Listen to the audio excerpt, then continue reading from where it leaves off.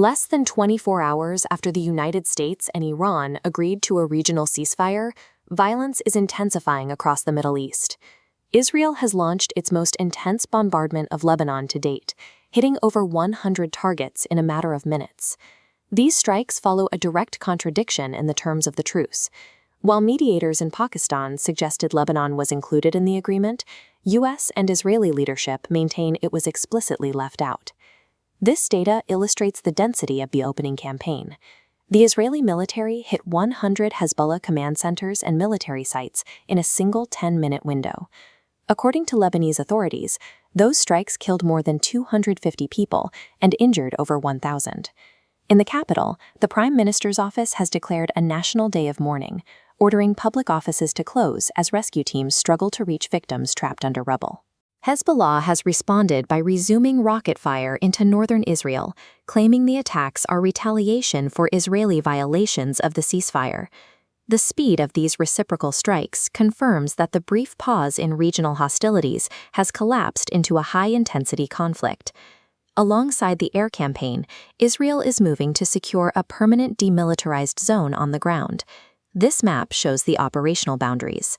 The Israeli military has effectively cut off the entire region south of the Litani River.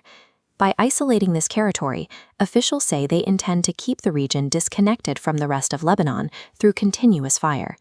This physical separation of the south indicates a shift toward long-term territorial control and the creation of a permanent buffer. The escalation is the direct result of a miscommunication regarding the scope of the original US-Iran agreement. US. Vice President JD Vance stated that Iran may have misunderstood the deal, noting that Lebanon was never intended to be part of the truce. "We never made that promise," Vance said. "What we said is that the ceasefire would be focused on Iran and America's allies." This split illustrates the diplomatic failure. While the US and Israel differentiated between the two arenas, Iran and Pakistani mediators operated under the assumption that Lebanon was protected. This disagreement over the treaty's actual borders has turned a regional agreement into the catalyst for a new theater of war. Israeli leadership has signaled that operations against Hezbollah will continue, aiming to remove threats from its northern residents.